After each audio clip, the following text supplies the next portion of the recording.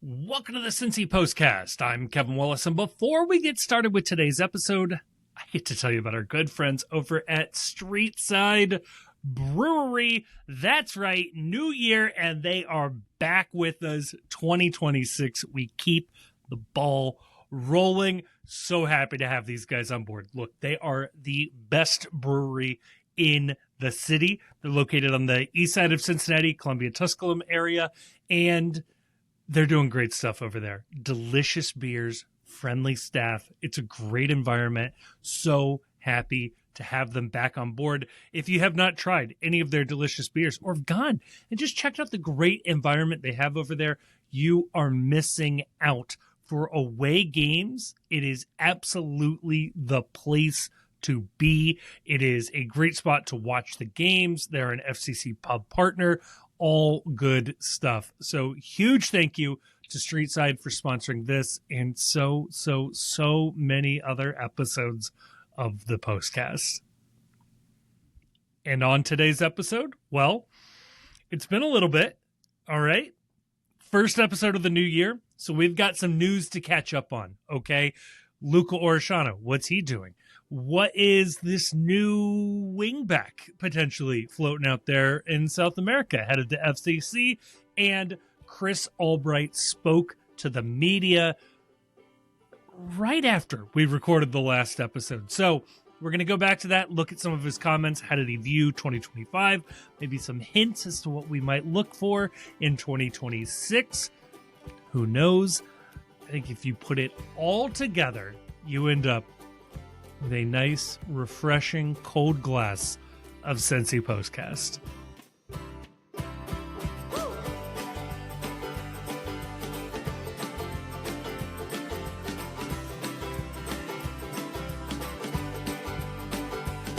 Joining me to talk about all of that and more, finally, it's been way too long, gentlemen. I am joined by the Chief. I am joined by Grayson. Happy holidays. Happy New Year. Chief, how are we doing in 2026? Second verse, same as the first, I guess. I don't know. It's like, I always enjoy this idea that, 2026, new year, new me, or, new year, this year, everything's going to change, everything's going to be different. It's an arbitrary day we picked. And I have noticed as I've gotten older that I'm not really in the business of changing. The world around me seems to be the same exact spot. But I do enjoy this time of year tremendously just because most people are going to be listening to this on Monday. Right. And Monday is just a gut punch of a day where after you've been living sort of in this minor time warp between Christmas and New Year's, yes, all of a sudden going back to work and being like, oh, yeah. That's when it really sets in that the only thing different between 2025 and 2026 is a number that I'm going to forget to change on a lot of things that I write. So, yeah. Grayson, I have a proposal for you. Why don't we build the whole plane out of the last 2 weeks of December when it comes to the workplace? Yeah, sure. Nothing gets done. Nothing would ever. Society manages for 2 weeks. Why are we all working that hard the other times? I don't know. I mean, some of us have workplaces that don't shut down. And totally fair. For these totally last fair. 2 weeks, We call them essential workers. Not everybody is like a Frenchman or a Hollywood development executive, So it's interesting because like there's a few things that people talk. Sometimes there's like stuff that people talk about where it's just like, oh, I don't have any frame of reference for that, right? Or it's like this doesn't resonate with me at all. Yeah, and some of the stuff is like it's like PTO, vacation. Sure. Like I'm just not getting anything done these last 2 weeks. It just because like in my job, I just have like a quantity of work, and it gets added to every day. And so And so, like, I have to do the quantity at some point in time. And, you know, if I go out of town or whatever, it just means, like, I work more later, right? Or I work while I'm out of town, you know, so... Keep the pile small, yeah, sure. which hence the Monday return, where, very similarly, I have a quantity of work that needs to get done. It just wasn't getting done for the last, I was in the 5 office days. for 4 hours yesterday. No, I don't want to ease back into it. I want to just be like walloped upside the head on Monday with just back to reality right now. The cold plunge of work. Yeah, I I'm not a that big idea. fan of wading into the pool. I just want to jump right in, and I'll figure out how cold it is when my feet hit the bottom. That's sort of like where this week finds me. For the two of you, either of you get anything fun for Christmas at all? Anything off your list? Anything? I'm president of Venezuela. There you go. Congratulations. Congrats, man. That was a Did I big miss surprise. Did I miss an election? They don't need them. No. Not I necessary. asked the Waste same of time. question. I asked the same question. They said we don't need them.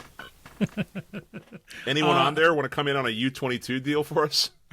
We got one. I wonder how his day's going. So, for the purposes of FIFA eligibility now, are all the Venezuelans eligible for the U.S. men's national team?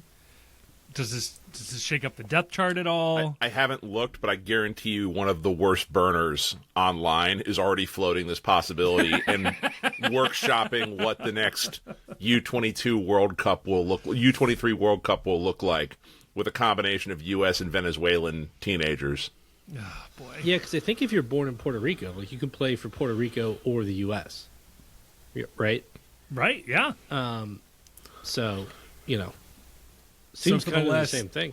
Yeah, for the last 72 hours, anybody born in Venezuela is also eligible for the U.S. men's national team. I mean, first he says that we need to change the NFL because soccer is the real football. Then he goes and adds to the player pool. Many people asking, is he the soccer president? Johnny Infantino would say yes. Absolutely. Kevin, I'm excited because I was talking to the missus over break because I missed you guys a lot and I referred to you frequently. Oh. And I made mention of your book of questions that got us through, some content lulls and whatnot. Yeah. Well, I have something to compete with the book of questions now that was something that I received in my family, in my in-laws' Christmas white elephant gift exchange. Ooh, please. It is this. I'm showing it to you right now. There is nothing on it because it's a very old book. Okay. It is from 1972. Okay. The Encyclopedia of One-Liner Comedy. Oh, no. And so it is nothing but 1972 humor on any number of topics. And that cuts a lot of different ways in terms of how canceled do we want to be on this podcast Oh, no. doing live readings from this book. So Is there anything sports related? I'm going to assume there is no soccer. yeah, I don't think soccer was big enough to make the cut here. It's yeah.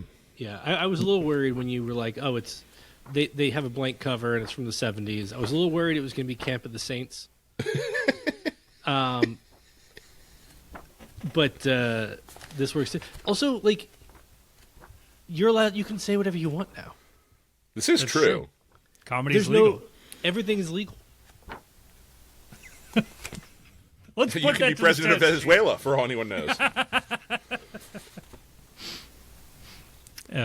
There is a sports section, Kevin. I'm just going to read you the first sentence, of the first phrase of the first joke in the sports section. The reason women have never done well.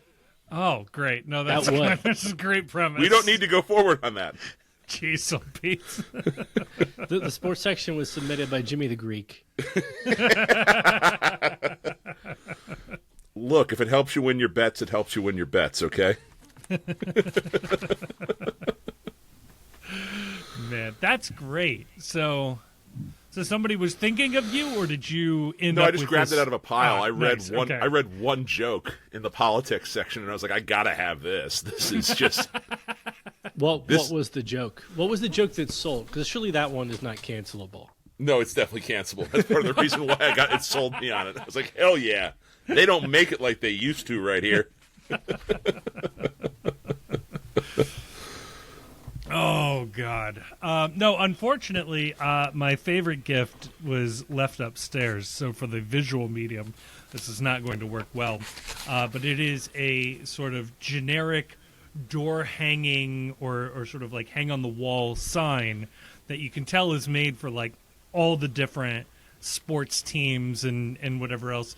And it says, I live on coffee and then they plug in whatever team it is. So it'd be like, and the Bengals and the Browns. But it says, I live on coffee and the FC Cincinnati, which I really liked. That it's the FC Cincinnati. So we're just one step closer to the FC. Right. It's the FC. Yeah. The Cincinnati is just extra.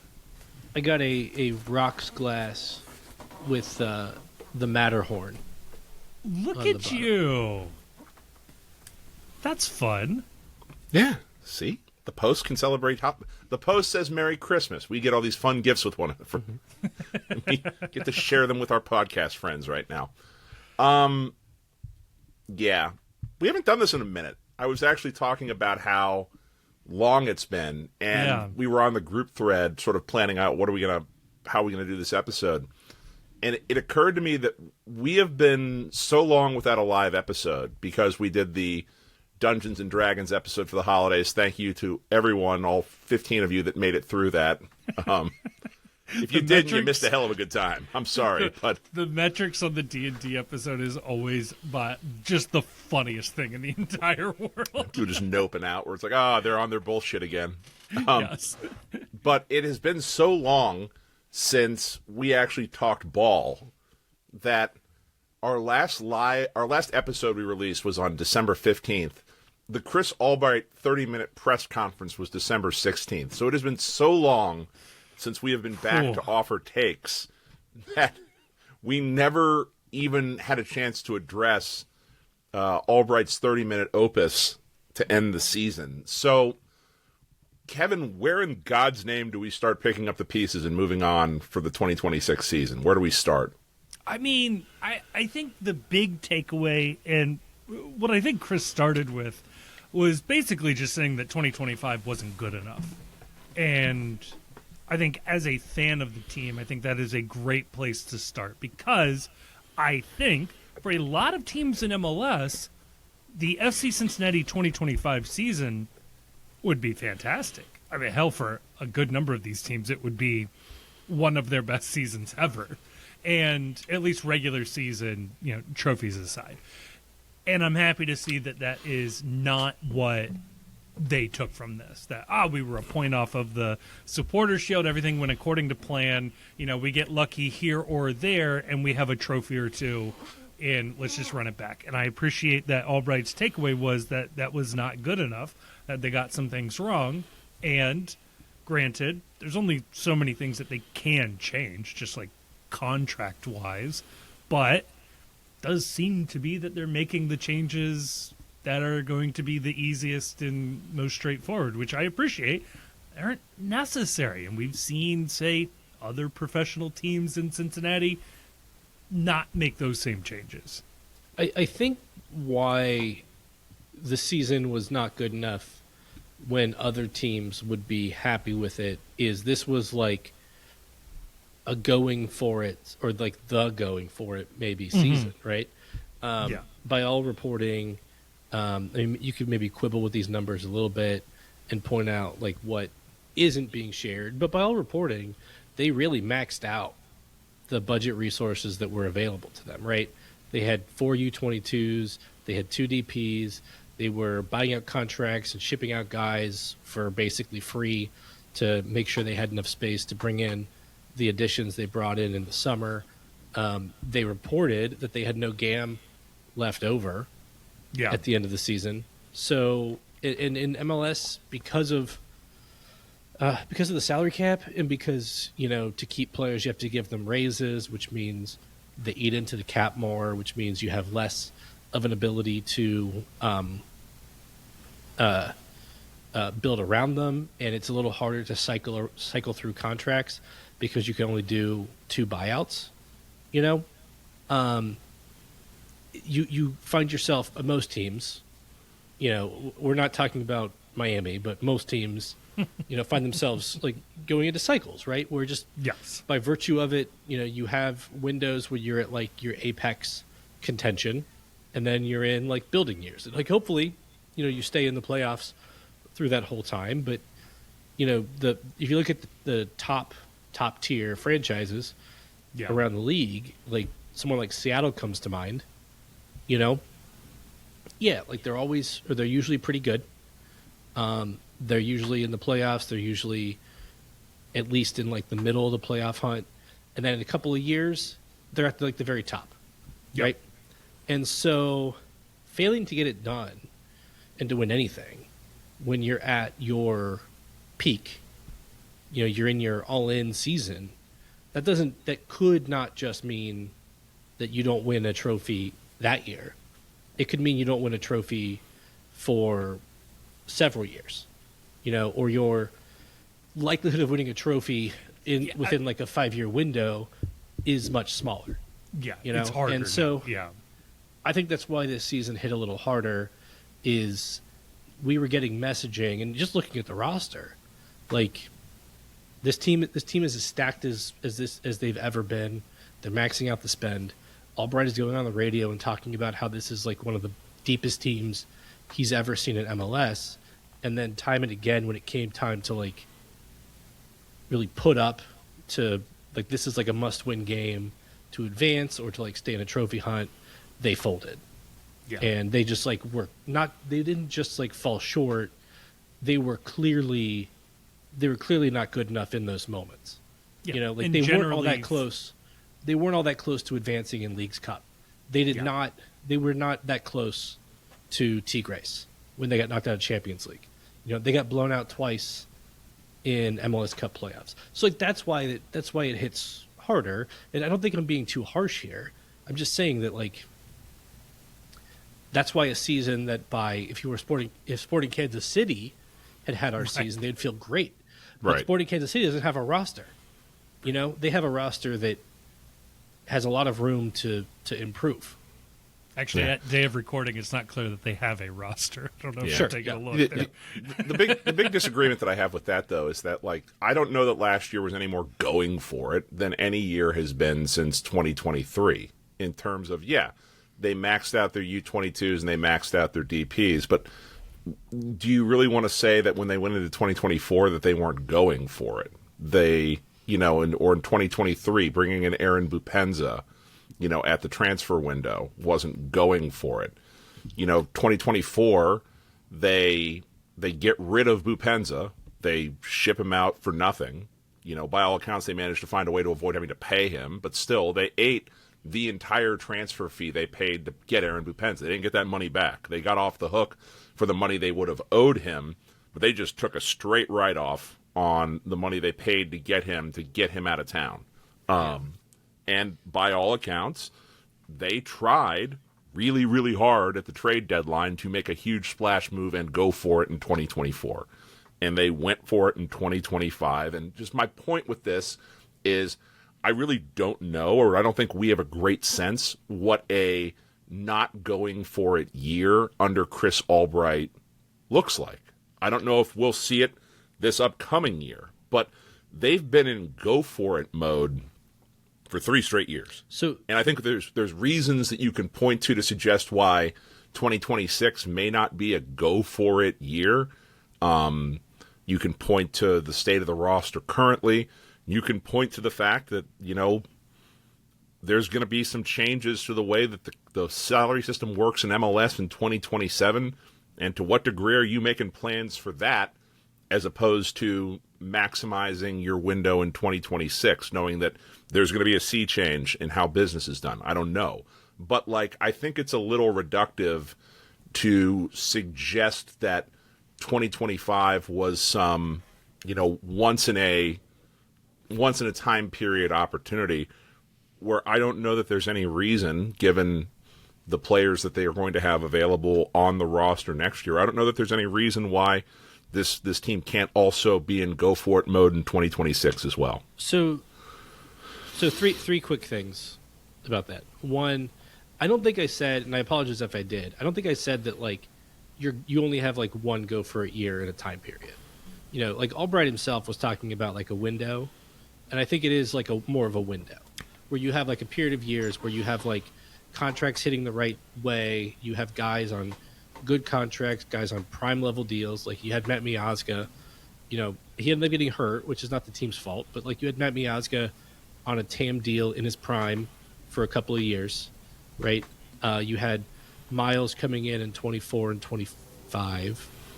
And you had Lucho 23 and 24. You had Evander, who was a top couple of players, if you ask most commentators around the league. And then you had the, at the time, record transfer signing this year. So I think I agree with Chief that there is like a couple of year period where you're in your window. But like there's an argument, and we'll see what the roster looks like, but I think there's an argument that we are on the downswing of the window we were in and trying to find our way into another window. Because, you know, like you've got Miazga on his option year. You've got Hidebe on $1 million plus. Miles has not graduated into a designated player contract. And your U22s are basically spoken for, although maybe you could buy one or two of them off of that slot, depending on what their transfer fees were. It's just like there's a lot of money spoken for at this point in time. So it's like the opportunities to like make huge additions to the roster are closed for a period of time, and then you also have the fact that like your players on big contracts are aging, or they're getting to the end of their contract. You know, so you like we're going to be certainly at the end of this season in like a replacement phase for a lot of these guys. Two, I think they made a decision in 24 that because of what was going on with Lucho, they weren't probably going to win, because like, you know, they reportedly they could have gone from 20 to 25 on Josh Sargent if that was a guy who they thought was worth 20. You know, I know they had some other guys fall through, but there was the reporting is all unanimous that they were trying to get something done, and they just I don't know that you can disbelieve that. But you even said at the time, if I recall correctly, you said at the time that if like Sargent was your guy, just go to 25 for him. Sure, but it's not my money. I'm not pocket watching the owner, and it's like, I get that. Like, to me, the answer is if he's worth 20 to you, he's worth 20. Like, it's $5 million. You're a billionaire. I don't care. But like, it is not the first time in history that a team has been, that's too much for that player. We're not going to be suckered into paying way more than this player is worth, regardless of how we feel about him. Yeah, but like, you know, Joe Keeney was not the splash signing that they needed in 24, right? So maybe it's a difference between. So I guess my second point is that there is an argument that they didn't go for it in 24 because they thought that just the deal wasn't right there and they could kick to this season, which didn't work out. And the third point is, you know, again, this is a little bit more of like that feeling of us falling out of the window, but there was clearly a big gap when it came down to it between them and the teams that knocked them out of trophies or that ended up, you know, winning trophies in the competitions that they played. You know, I know it was just a 1 point gap with Philly, but when they played Philly, they got played off the field twice. Yeah. You know, and they're now in a situation where they don't have a lot of options to like grow by leaps and bounds to improve their roster, and the teams that were already ahead of them, to the extent there was a talent gap. So, like, for example, to the extent there was a talent gap between Miami and them to end the year, that's gotten bigger. Yeah, but Miami's not worth talking about. They're clearly breaking the rules, and there's nothing you can do to compete with that. Like, that's off the table. Well, I'm not gonna get into that game with them. I think it's a different conversation, because I do think that while I agree that Miami is breaking the rules left and right and getting all types of special treatment, if you want to keep watching the games and want to keep being a fan, like, you need to kind of hold that thought simultaneously with, like, my team needs to do everything it possibly can to be better than Miami. You know? Otherwise, I don't know. Also break the rules. Otherwise, clone Leo Messi? Like what? Like, I don't know. Otherwise, I don't know. Like maybe. Otherwise, I guess turn the league off for 2 years. You know? Or hope that or you never want to you wish ill on somebody, but maybe. I suspect in a World Cup year, his involvement with Inter Miami will be a little different. Could be wrong about that. Does he still play for Argentina? Yeah, his intention is to play. Well, he's retired from the national team like 4 times. So, okay. As far as I know, he's intending to play in this last World Cup. But no, just real quick to Grayson's point about Miami maybe not following the rules. Least anybody think that is us being just sour grapes. The Athletic did an anonymous GM survey the last couple of years, and at least last year, maybe the last 2 years, there was a question posed to the GMs and sporting officers of MLS teams asking, do you think Miami is following the rules? And I want to say a majority, at least a very large percentage of them said, no, they are playing by different rules. So yeah, you don't have to take our word for it. And you can look at stuff on your own and just know, because like there's it's not just like not following the rules, it's also the league clearly greasing the tracks for them. So yeah, like they carried more international players than they reportedly had international slots basically all season last year. Yeah. The DePaul deal, the option that wasn't really an option. Everybody who is Tom Bogert said that if it's not a real option, then it needs to count against, then he needs to be a DP. And everyone knows it wasn't a real option, so draw your conclusions there. You had the fact that when they sold Gregory at a loss, there was a 1 window long rule change that allowed you to convert GAM for a DP that you sold at a loss. Yep. That rule did not exist before the transfer window that they sold Gregory in, and they changed it after that transfer window. Yeah. The fact that Montreal gave $1.3 million in GAM to them plus Kamal Miller for Bryce Duke, who, like, I don't know, is Bryce Duke even in MLS anymore? I don't know, honestly. And then honestly, I've got my hackles a little raised on the Drake Callender trade. Yeah. Where Charlotte traded a boatload of GAM for Drake Callender to park Drake Callender on that bench, and they just moved him to Minnesota for less than they paid Miami. Took a loss on it. I asked a couple of Charlotte fans about that. I was like, how do you feel about your team doing this? And I don't know if I'm talking to the dumbest people in the world. It's very possible. But their take was, well, he lit a fire under Kalina's butt, and so Kalina played better after that. Yeah, there's no way. And so it was worth it. I was like, no, this is the most blatant thing. I'll throw in there, I wouldn't call this cheating, but certainly a greasing of the wheels. I'm still annoyed that they were awarded by FIFA, not MLS, allegedly, the host spot for the Club World Cup, which entitled them to $2 million in GAM that no other team other than Seattle Sounders and then LAFC found out, I think, a week before the competition that they were also going to be entitled to.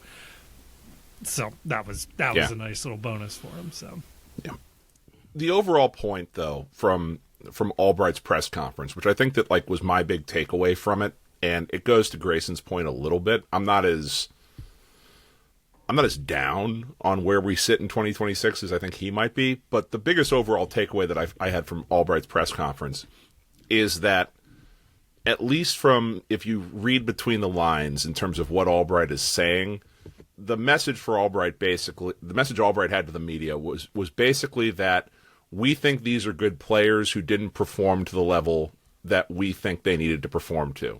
And you hear talk about unlocking Kevin Denke, unlocking Evander, and he's asked point blank about this idea of, I think by Laurel Pfahler, about what do you do to replace the goals that are leaving this team with the inability to, retain Brenner due to the option issue with Udinese. And his answer is basically, we think there are more goals on the field from Kevin Denke and Evander that we didn't get.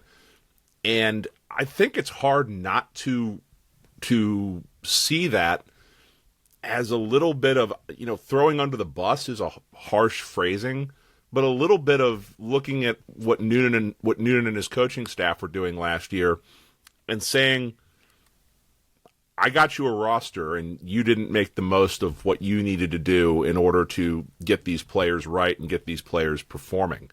And, it's repeated a little bit when he talks in the press conference about, I was sitting watching this team in July last year, and I was like, this is not what it needs to be. And if I could see it in July, I started working on what's the solution to that problem. So I thought this press conference was fascinating from that standpoint specifically, that we had been wondering, and we debated on this show ad nauseum, tactics versus talent. And, obviously as the man that picks the talent, he might have a bias here. But Albright's press conference was as forceful as I think I've ever heard him in terms of, I believe that we needed to shake up what we were doing on the field and a little less, on the team sheet. Yeah.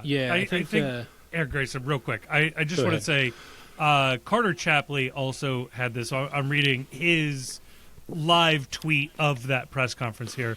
But to add to that, he said, this is Carter quoting Chris Albright, quote, I don't know that we grew a ton over the course of the season.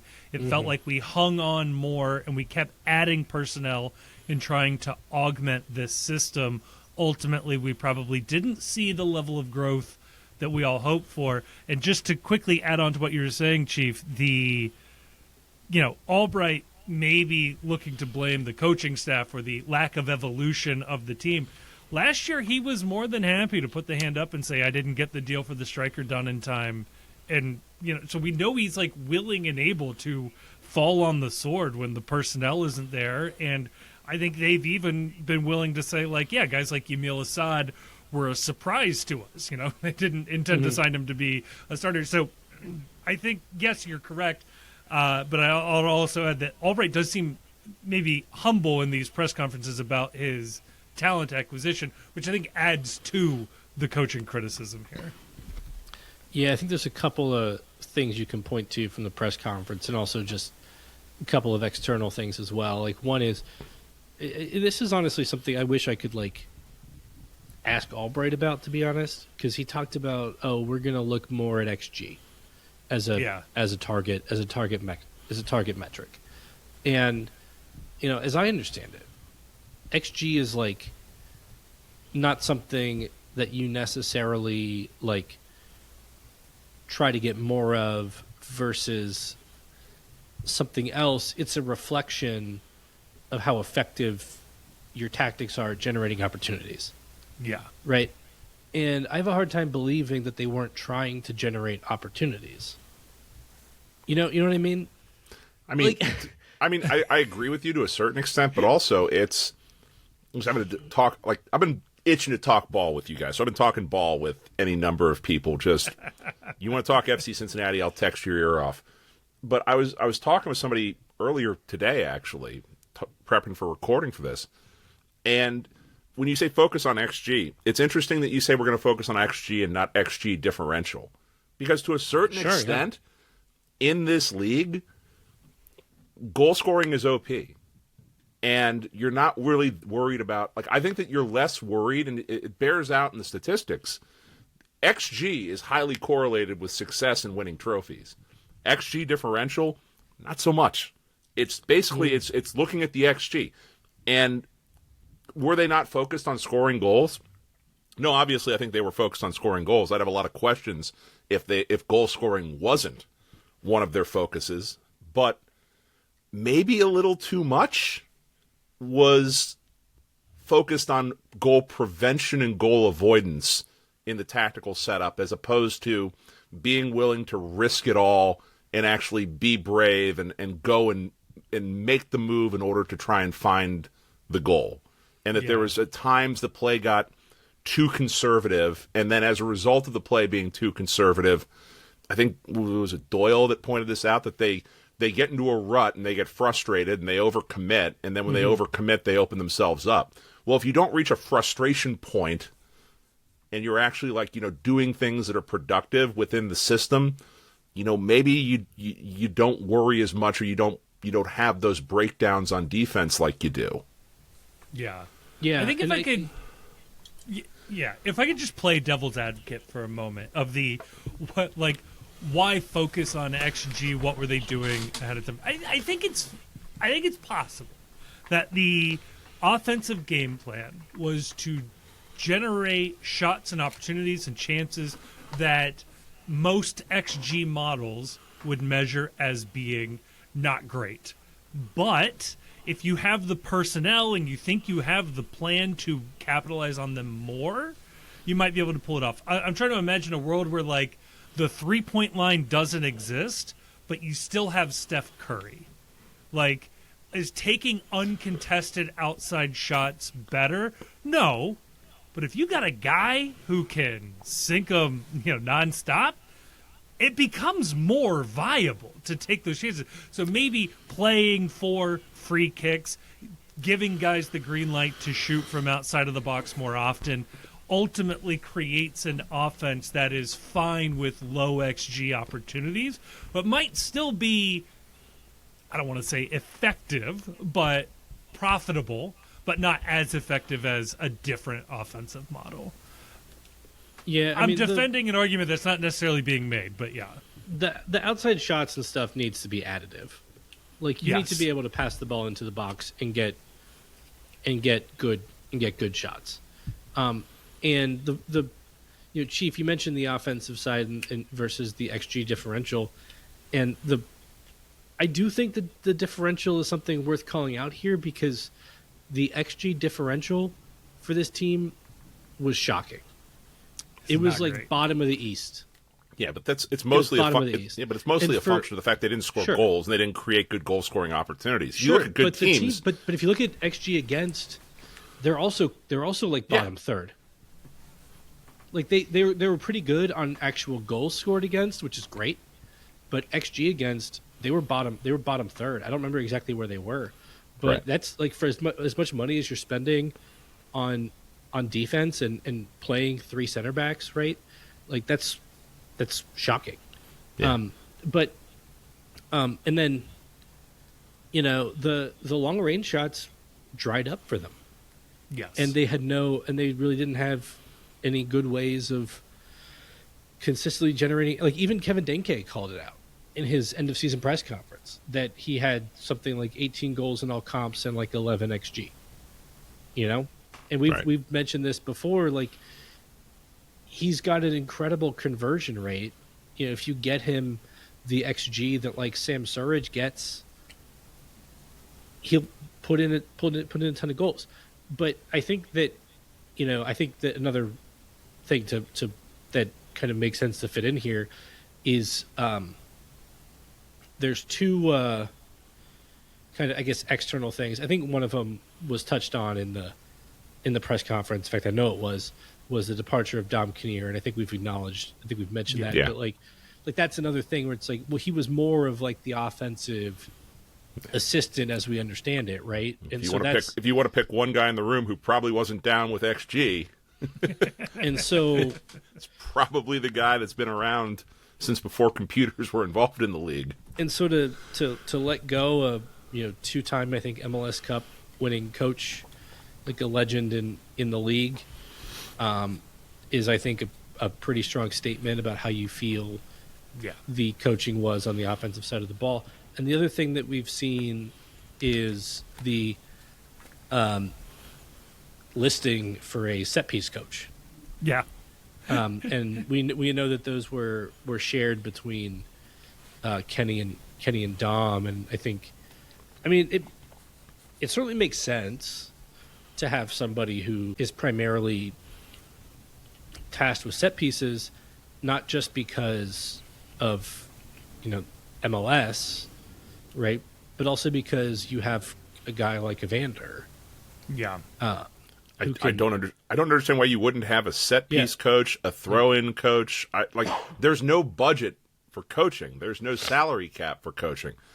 I would want as many people that are specialists in various things. I would have a PK coach, like a goalkeeper coach that specifically coaches PKs. I would have an army of people that can help work. Like, if you are the best at doing something, you lose nothing by bringing that person under your umbrella, because you can pay all these people as much or as little as you want. They're all additives. And if bringing in a set piece coach increases your point total by 1, who cares? That's invaluable. Because it didn't cost you a dime on the salary cap. We would have won the Shield. It's time for the Shield with 1 point. I don't want to go like the Minnesota route, where you're letting like long throws and set pieces like dominate your identity. But again, just like having a tool bag where Evander can, haul off and take a shot, and other guys on the team can haul off and take a shot. So you have to pay attention to them when they're outside the box. Having like effective set pieces is another thing that can be additive, right? I mean, again, I'm with Chief 100% on this. If it's a couple of goals a year you get off set pieces, and then also maybe the set piece coach will also help them design defending set pieces where they were also vulnerable. That's invaluable. Yeah. And what's a set piece coach go for? It can't be that much. No. It's like a low totem pole guy on the coaching staff. Right. He's barely going to qualify getting the Parker with his initials on it. You're not saying Chip Kelly took the Northwestern offensive coordinator job. He was available. I love Lane Kiffin. We know Lane Kiffin will move for the right price. The other thing that I thought was interesting about this press conference was it was, as best I can recall, the first opportunity that the media has had to ask Chris Albright directly about the Miles Robinson contract. Yeah. And he said pretty much what you would expect him to say in this type of a soundbite type of situation. I wish there had been a little more pushback, but I understand that's not possibly the right place or setting for this. Basically saying that, number one, there are multiple ways to win and multiple ways to build your roster in MLS, and that equating this to the 2023 season, where FC Cincinnati won Supporters' Shield, as he said, with a designated player in the middle and a designated player, 2 designated players on the offensive side, 1 designated player on the defensive side, with Brenner and Lucho, and then with later Aaron Papenza, but then Obina Wobodo playing defensive midfield. And the idea of okay, you've got a defensive player as a designated player, and that was the most successful watermark for FC Cincinnati in the club's history.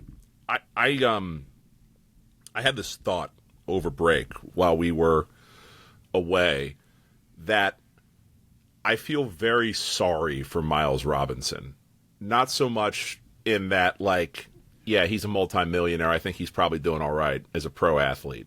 Yeah. But just this idea that I can already see it now, that every problem this team has on offense or on defense is going to be put on the back of Miles Robinson.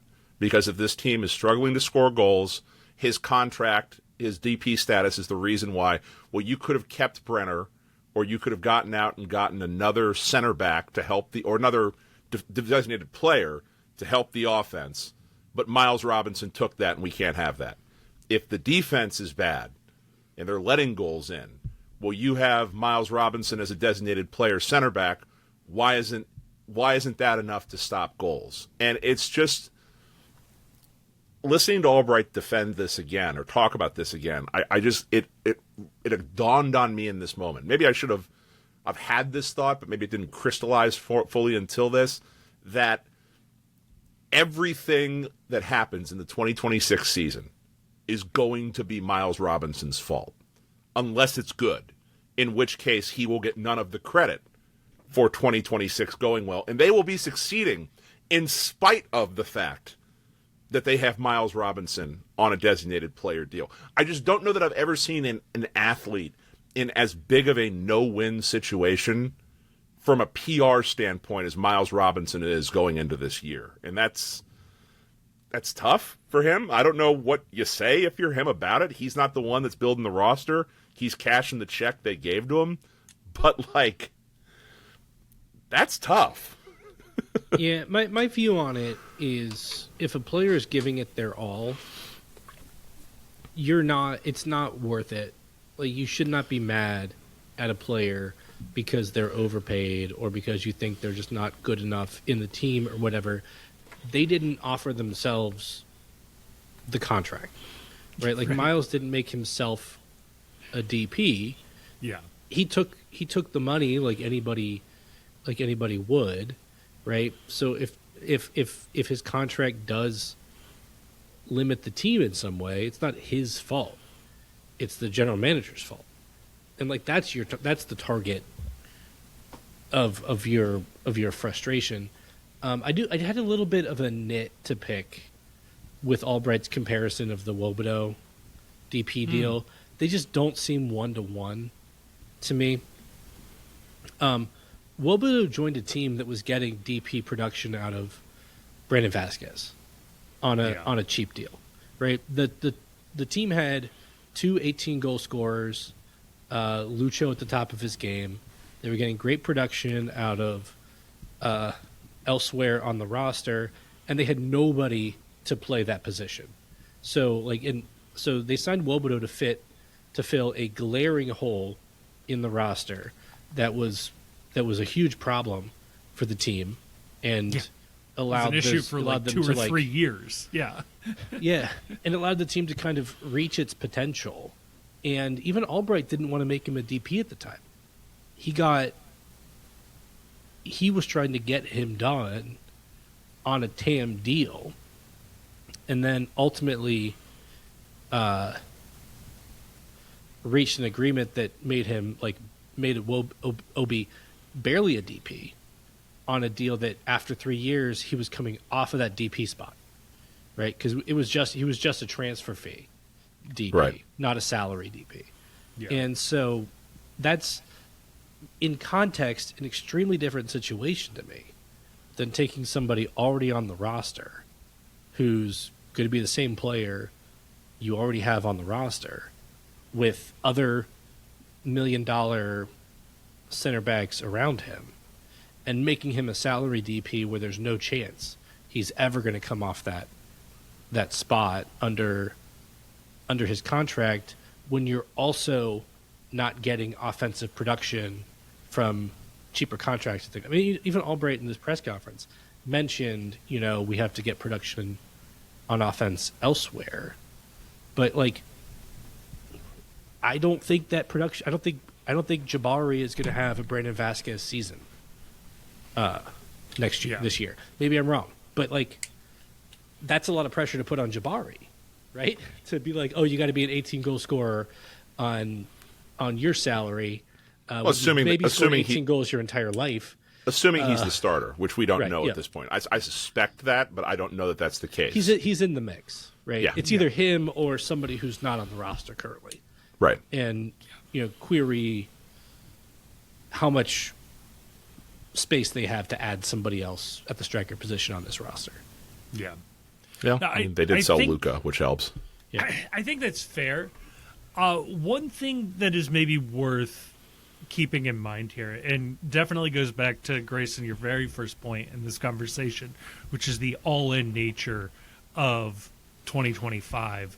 Matt Doyle had a great thread on this, basically explaining that these larger free agents in MLS, like he was talking about Justin Hack in this case, but there's some pretty good comparisons to Miles Robinson, which is that teams are limited in what they can offer these guys initially when they leave. And so the real money is in the second contract of the free agent, and basically saying that these guys are signing handshake deals to take the less money to move to the team now. So Miles Robinson leaving Atlanta, where he could have been paid more, to go to Cincy, or Hack leaving NYCFC to go to LA Galaxy, take less money initially so that on the second contract they can get paid as much as possible. I suspect that that is what happened here. And in fact, somebody pulled this up for us. We speculated to this exact fact, or Taylor Twellman was speculating to this fact when Robinson signed. So I view the OB deal similar in that the designated player tag was a temporary deal that was going to change. Just with Miles, it was the other way around, whereas OB started as a DP and wasn't. Yeah. But if you'd won an MLS Cup last year, you feel a lot better about that deal. No, I don't feel bad. But I also, right, if we won an MLS Cup, gamble. No, if we'd have won an MLS Cup and there was a handshake deal to make Miles a designated player, my reaction would have been, sorry, you should have gotten it in writing. Hit the bricks. We can find we can sign Walker Zimmerman as a TAM guy. I'm sorry. Like, there is nothing, and this is the hard part. There is nothing Miles Robinson can do this year that will justify the money he's making and the spot he's taking on the salary. And that's a tough spot for him.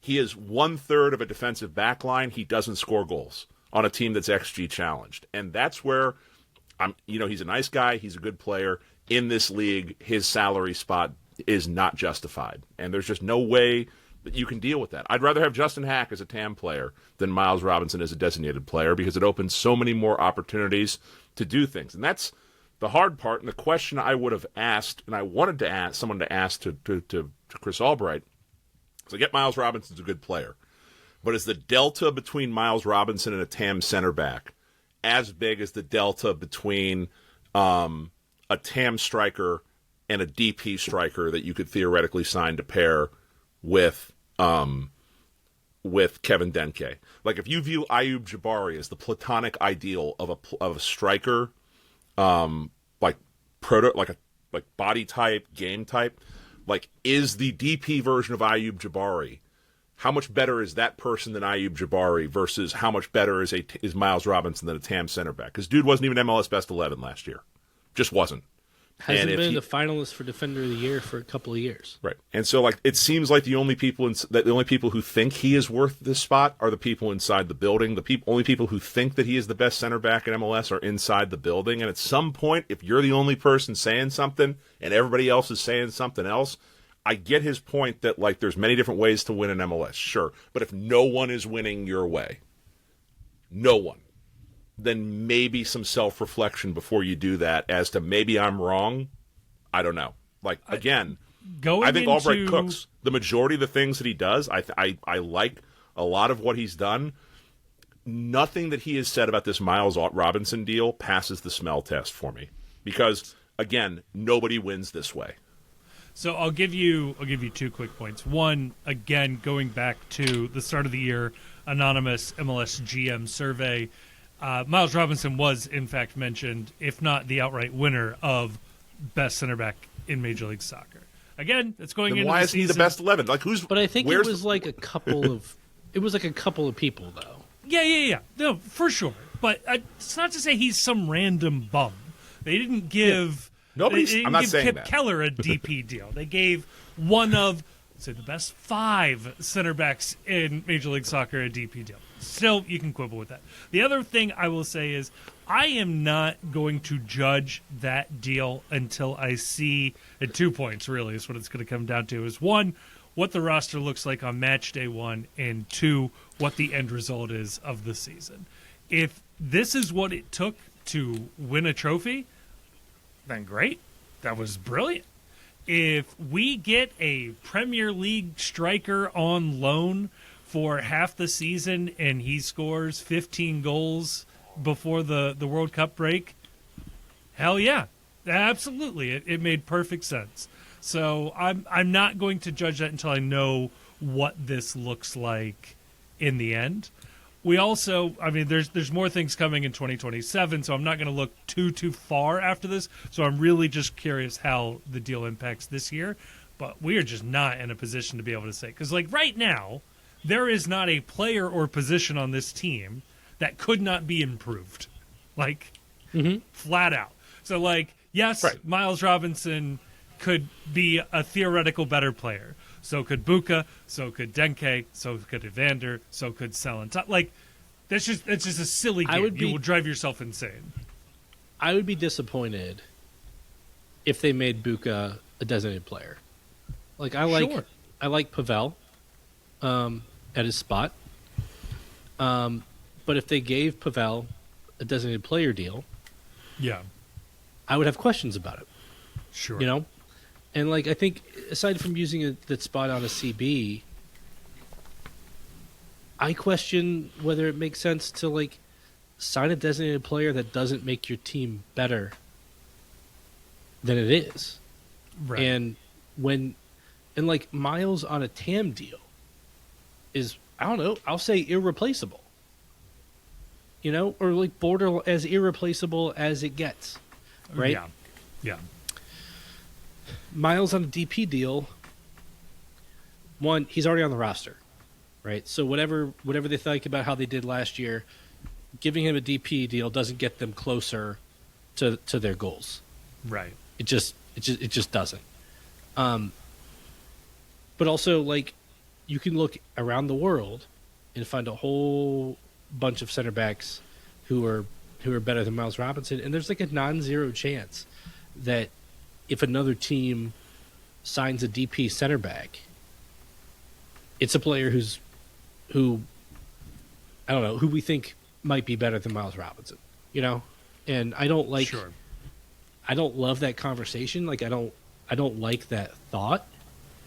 But yeah, it really does change it when you pull the trigger on the designated player deal on a player's roster spot. Then, like, yes, anybody on the roster you could improve on. Yeah. But could you improve on them enough in a way that makes sense investing what it would take on the budget? Like, you could improve on a Roman. Roman's on a perfectly reasonable deal, though. Right. For how good of a goalkeeper he is.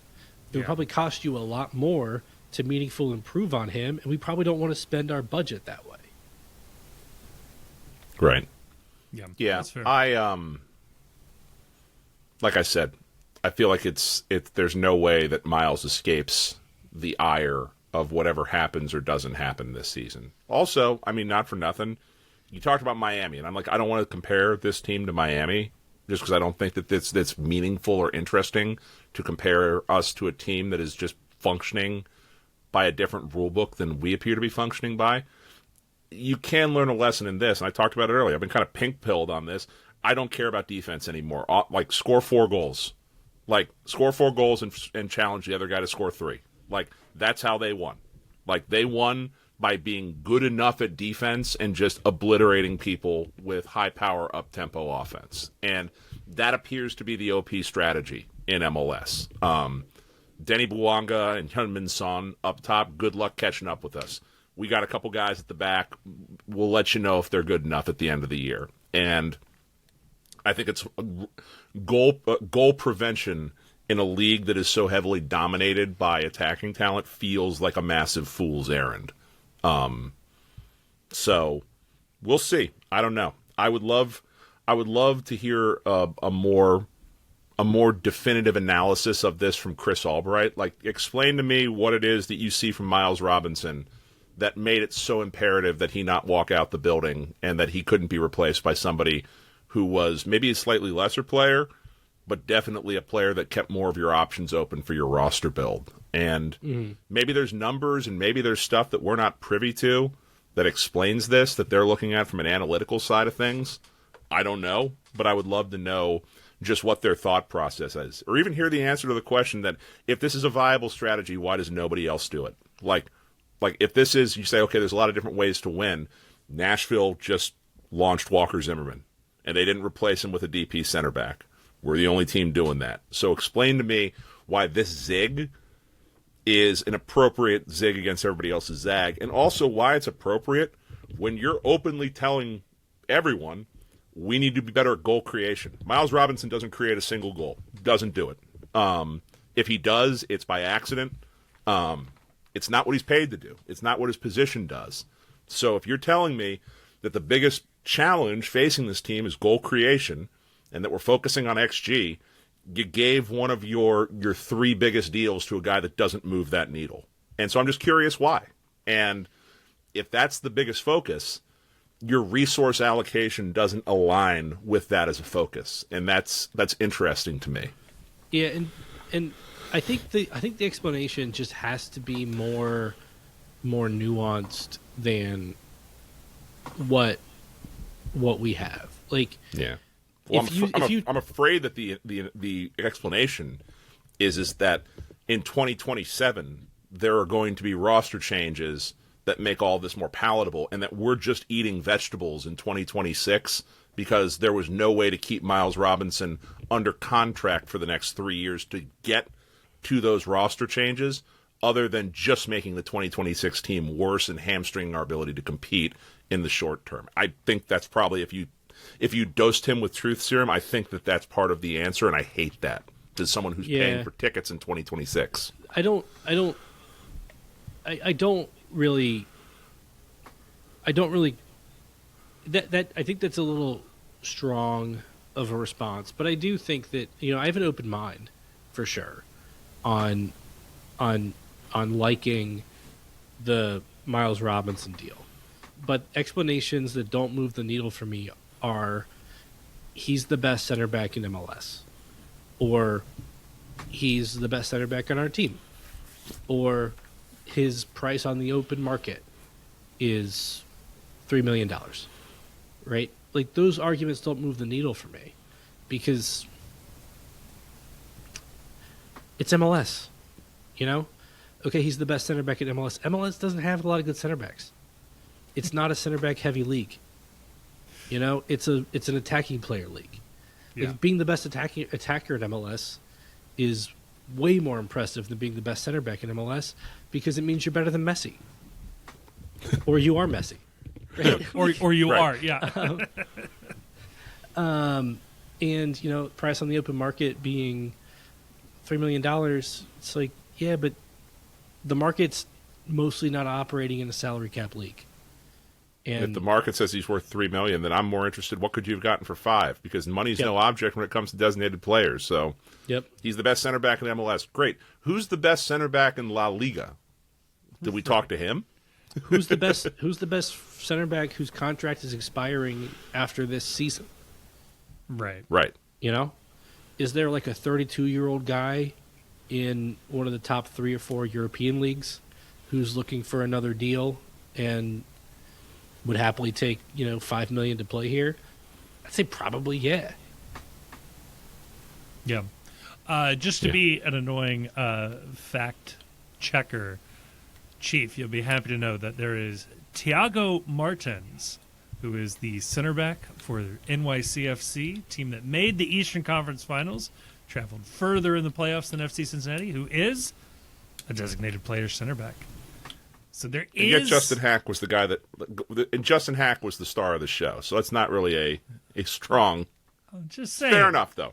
Fair enough. There is another one on a half decent team. But nobody's like the teams that made all the cup finals are not not rocking with DP center backs. Let's see, of the Cup finals, Philly's trying to figure out how little they can play. They can pay that is true. for players. I was thinking, though, of Leagues Cup and MLS Cup, the two teams that made the final were two teams that had the Club World Cup GAM bonus, which is probably worth noting. And then Vancouver doing whatever it was Vancouver was doing last year, making it to... Dark Magic is the answer. Yeah. CCL and MLS Cup final. Yeah. I guess factoring into all this, too, is, there is open roster space and there is money now. We did finish the signing of Luca Orellano in our little interim window right there. He's off to Monterey, I think, for somewhere between $6 and $7 million. Good business. I am hoping that they figured out a way to structure that so that we get the GAM bonus next year, or maybe it doesn't matter. Maybe they've been told the GAM system is going away in 2027, and it really doesn't matter how the bonus hits. But either way, I hope that they've structured that in whatever way offers the most financial incentive for the team or financial ability for the team. Luca, hell of a 1 year. I guess I'm happy that someone else is going to pay to find out who the real Luca Orellano is. Yeah, because I'm not certain. But at the very least, that is a damn near close to, I believe, max TAM salary that is no longer on the books for the 2026 side. And, possibly, he was a wing back. We're down to what, one wing back that's like on the team right now with Ender Echenike? Ender Echenike, who should point out, for just the sake of this conversation, when he was first deployed, first started a game, started as a striker. And it was a very offensive, good-looking attack against the Portland Timbers when he was doing that. So, I mean, I think that what else is, Albright said that everything's on the table, and the moves they've made, the moves they've made, nothing appears at this point like they've locked themselves into any style of play or any formation at this point. If they start, signing more wingbacks, and we've seen reports of rumor that Brian Ramirez signing out of, I believe, Ecuador. Is that right? Yeah. LDU Quito. LDU Pretty good team Quito. down there. Yeah. That he is possibly in the mix for for an FC Cincinnati contract. It's been a while that he's been rumored in rumor terms. I'm hoping he signs. I don't know. If only for this. It's not close enough for me to get. I have an LDU Quito scarf. It's one of the very few non-FCC scarves I own. And I would like that connection. I think that would be fun. There you go. I think that he's a little positionally fluid. I think that he's another one that would be a winger that would be converted to wing back, I think. I don't know. I'm wise now, and I'm on the lookout now for any signs that this team may be changing what it's done. Going back to since basically they got blown out at Austin and abandoned the diamond midfield back in 2022. I'm just looking for anything that indicates that we're getting away from three at the back and the wing back formation. Maybe that's hopium, but I don't know. Like I'm kind of over this formation. Kind of the same way I think we all realized at some point in the last 18 months that I never want to see the sword formation again. Yeah. I'm kind of overseeing the three at the back formation, and I would love desperately if we got a signing that seemed to indicate that we were changing that. Yeah, for what it's worth, Ramirez, he does seem to be strongly linked. I know, Grayson, you've been tracking this one. The team seems to believe it is done. I should say Quito seems to believe that he's gone. Where exactly he's off to, not clear. Apparently he has offers from Brazil. There was a late offer from someone in Europe. But all indication seems to be that he wants to move to the U.S. and where the team in the U.S. he's moving to. I was looking into him, and Chief, he is primarily a left back, but is known as being a pretty attacking left back, for whatever that's worth, right? Like, not unlike how say Kai Wagner has been primarily a left back, but pretty good at attacking, but not necessarily an out and out wing back there. But I think more with on Kai Wagner, you have to use the term offensive wing back more than anything. That is true. That is true. But Ramirez is more defender than attacker. Primarily, I think he is primarily an attacker. But really, he has played. He has played at wing back, and his team has deployed 3 center backs and played him at wing back. Interesting. Okay. So the fact that he has that experience does distinguish him from Orellano, who had only really been a forward attacking player. Right. So there would be more familiarity with the position, from what I could tell. And I admittedly did not chase down every possible source of data about the Ecuadorian league. Yeah. It seemed like as an attacker he played mostly on the right. Yes. As an inverted winger, which is similar to what Orellano had done before he came here and did a little bit here in his career. But he also has played a decent amount in the back as an outside wing back or outside back or whatever, and has done that on the left. So he does seem to be a lot on the dribbly side as well. But if he's effective and you have him on one wing and you have Ender Echenike on the other wing, it does give opponents some problems. Maybe because they can't just focus on one side. Yeah, to me, what I'm really looking for this offseason and where I'm hoping that the rumors eventually take us is I really, really want us to put someone else on in the midfield.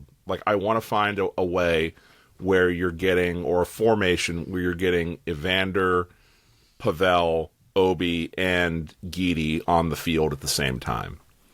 Just because I feel like it doesn't matter. Okay, now they have 2 sides of the field to worry about. Cool. No one has worried about the sides of FC Cincinnati in years when they can just go and they can just knife us directly through the middle because there's just so little resistance in the midfield, and especially when you're playing one midfielder in Evander who just doesn't want to play defense at all, and so you're effectively defending with 2 midfielders at all times. Finding a way to get that third one on the field, I think, would be with how they have the roster constituted. You got to get you got to get all your money on the field. And in terms of who your best players are, I don't think if you were making a list of the best 11 players on FC Cincinnati, I think Obi and Guidi would both be on that list. So let's talk a little bit about what we can do formation-wise to get our best 11 players on the field at the same time.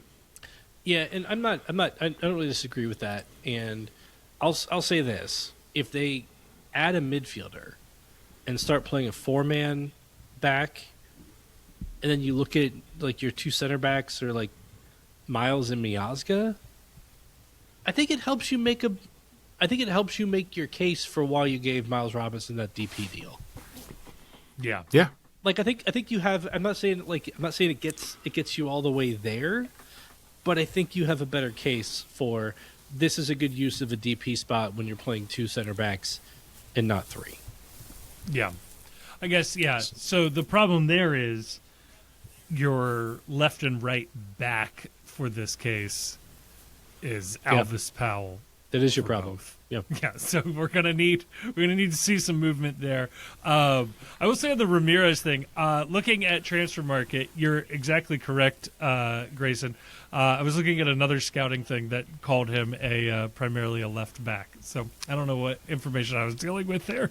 So I also wouldn't be surprised if we get a, let's say, Brad Smith type.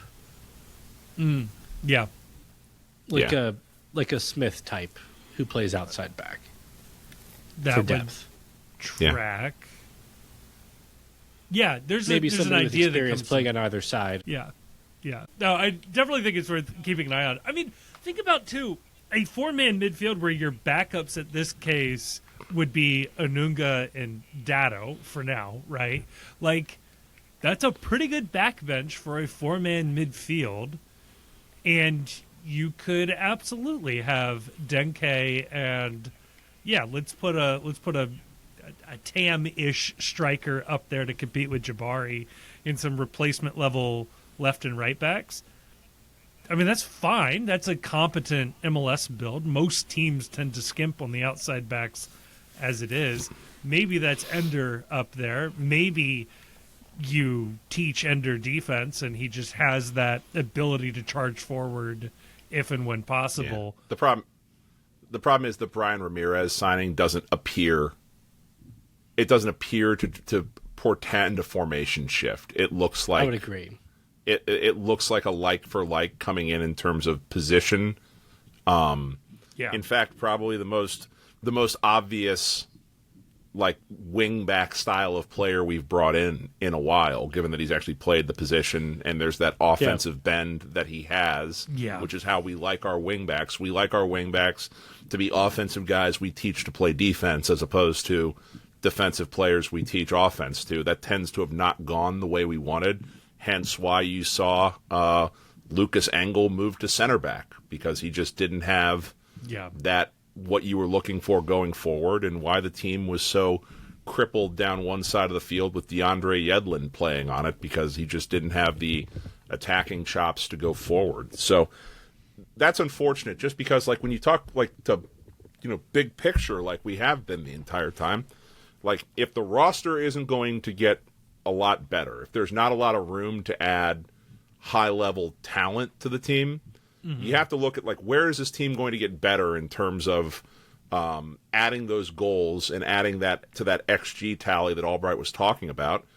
And if it isn't players, it's going to have to be tactics. And if it's tactics, one of the biggest things that you could like wrap your head around as a fan and say, okay, I see the vision of why last year and this year will be different.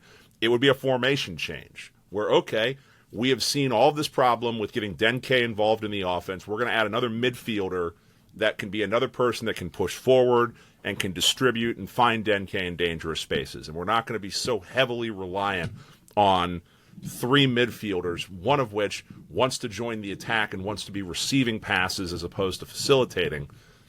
A formation change maybe makes that a possibility.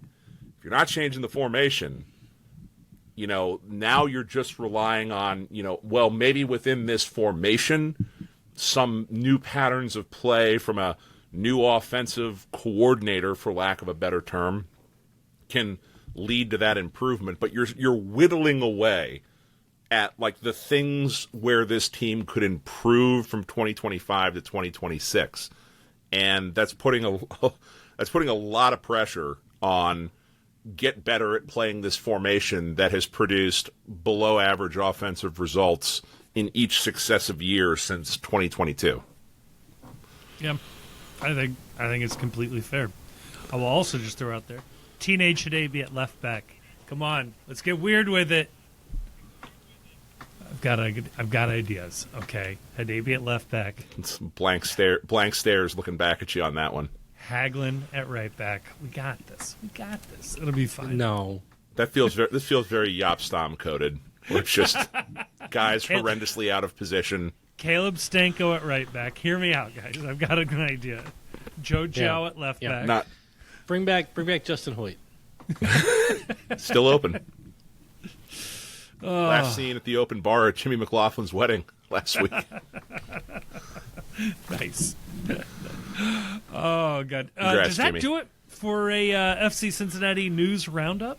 Do we get to move to the next part? Am I missing anything else? That's it for player rumors, I should say, and outgoings. The Dado trade rumor is still out there. No movement on that front. So there you go. All right, let's head on over to part 2. Let's answer some Patreon questions, and let's get out of here.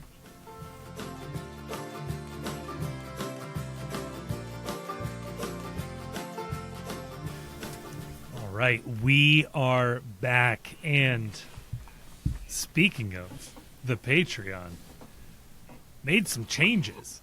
I don't even know if I ran these changes by you guys when I made these changes, so this is fun. Sure didn't. Just, hey, you know It's what? all right. Every so often I log in and there's news. We're gonna change things up, and everybody's gonna be just fine with it. Okay?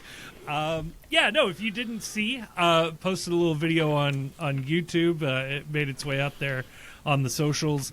But we made a couple of changes to the Patreon. One, if you're a subscriber, thank you, huge thank you. Nothing changes for you negatively. If anything, you get a positive. You get ad-free versions of the podcast going forward. There's going to be a specific feed in the Patreon that you can subscribe to that will give you ad-free versions of the podcast. So there you go. You have that to look forward to. There's also a new tier. It is $9 a month. And with that, you get a little discount on some merchandise, which is now up on our website. Go check that out. By the way, it's all brand new merchandise. But it also gets you access to a once-a-month virtual happy hour that we're going to host. People can come on, hang out. It'll be like your own personal little live show. It'll be a good time. We'll hang out. We'll schedule that at least a week or two in advance so people have a chance to check it out. We'll probably record it for anybody who can't make it. Come hang out. There'll be a little less, I don't know. They'll be a little more loosey-goosey. Okay, there might be some more movie talk there, some Broadway world talk there. We'll see how it goes. It may not be, sharing FCC hot takes so much there, but all of that is there. Plus the $9 value gets you all of the other tier below's value as well. Now, a perk that has always existed and will always exist in some way, shape, or form, I'm not going to make big pronouncements here, is our patrons on Patreon get to ask us questions that we then answer on the show. So happy to be able to do this. And in December, created a phone number where people could leave a voicemail. So happy to all one of you who did this. And so I have one voicemail for us to listen to. The rest of these are written questions. There were a couple of voicemails for Mallory from a nail salon. I'm going to assume that has nothing to do with Patreon. I'm not going to play those. But this one here is from Brock. Hi, this is Brock. Tell me your best work holiday party story. And if you don't have any, can you please ask Postcast legend Evan LaRoe his? Thanks. So the question, if you could not hear that, was please tell me your best work holiday party story. And if you don't have one, can you please ask Postcast legend Evan LaRoe his? Do we have any workplace I would love to know if the FC stories? Does the FC have like a players' holiday party? I would love to know the answer to that question. There can't be, right? Like it's an HR nightmare. Right? They're also like just not here during the holidays. Just MLS Cup or no. It's just we're weeks into the off season. These guys are from all over the world. But do we have an office holiday or a work holiday party that is of note or interest? I've had a few. There was one time where the office holiday party, for some reason, included a DJ, and one brave employee decided to start grinding with his girlfriend at the time on the dance floor when nobody else was dancing. Nice. That Good. was Great. That's decision. a choice at a holiday party, at an office holiday party, is to number one, bringing your spouse to a holiday work party is a choice that you should decline making if you have the opportunity to do so. That's just not a great time for your significant other. And even if it is usually like, some people bring their wives and significant others or husbands to the holiday party, yours can always have something else going on that prevents them from being there that night. It is the one true gift you can give your partner in life, is not having to go hang out with your work friends for the evening. The other one that comes to mind was we had a work holiday party at my old job where for some reason, they decided to host it at the Sharonville Convention Center in like one of those like divided rooms. Yes. And you know how they put the divider up, and it's like it breaks the room in half, but it doesn't stop you from knowing what's going on in the other room. Right. And the other room was having, I think, a wedding reception or a bar mitzvah or something like that. But either way, the music was incredibly loud. And there was, at one point in the office party, they decided to recognize, employees over the course of the year who had done something or whatever. And then they decided to recognize an employee who had tragically passed away during the year. Oh, no. And then had their grieving, I forget, family member come up to accept some award on their behalf. Oh, but because the wall was so thin, there's no. this incredibly heartfelt speech being given while Usher's Yeah plays in the background at very, very high volume. No. And we're all just sort of sitting there uncomfortably as like Ludacris gives his rap breakdown at the end of it while she's attempting to talk about how much this workplace meant to her family member. Oh, my God. That's so bad.